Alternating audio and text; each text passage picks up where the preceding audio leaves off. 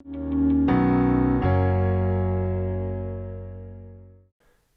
now that we have talked about communication tools and what it takes to communicate successfully in terms of deciding whether to use synchronous or asynchronous communication channels, let's talk about communication principles.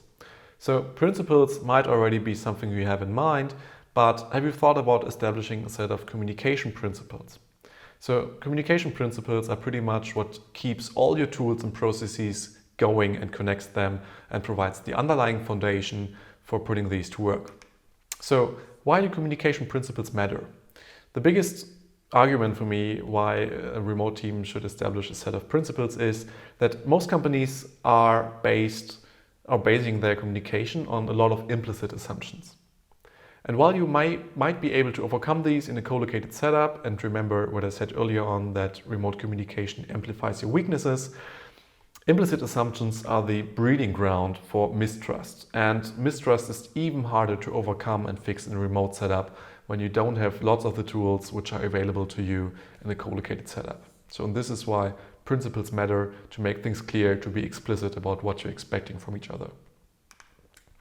So how to actually establish communication principles? And the most important thing to keep in mind here is that you need to establish them together as a team, because these need to be shared and agreed and committed by everyone on the team.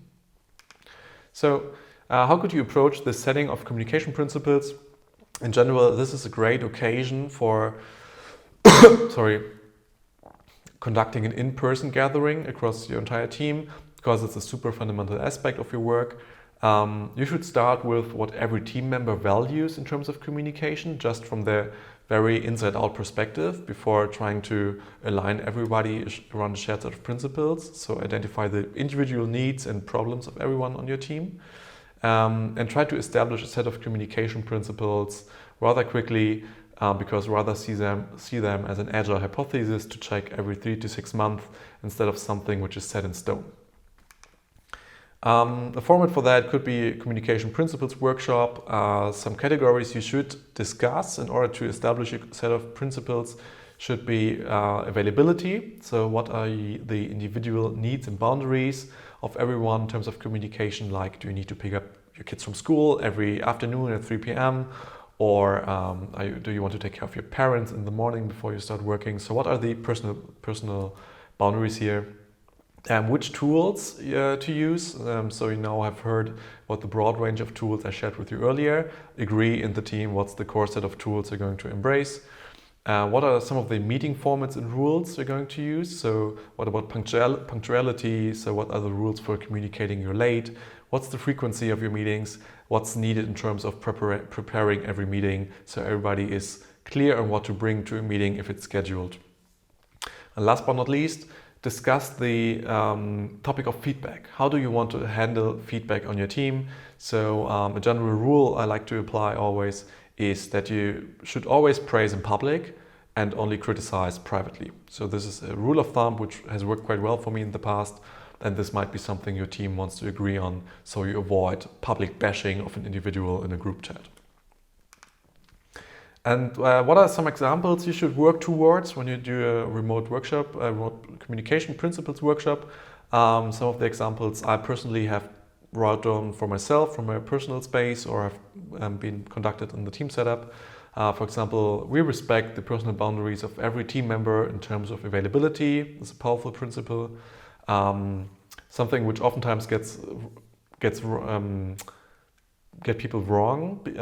Something people oftentimes get wrong due to the nature of being constantly available through the broad set of tools we have at hand is that messages on weekends don't require a reply on weekends. It's super important for work-life balance.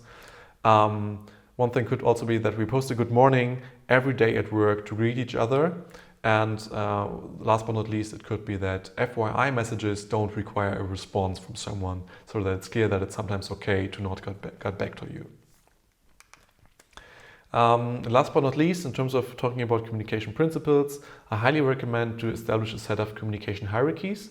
So it should be super clear that you have a certain importance assigned to every communication channel in terms of the individual preferences. So a general rule of thumb I like to give is that the more urgent the topic is, the more synchronous your tool should be, Remember that we talked about examples for synchronous tools and meeting formats. And define this individual hierarchy for every team member, because everyone maybe likes to structure their communication hierarchy in terms of tools a bit differently.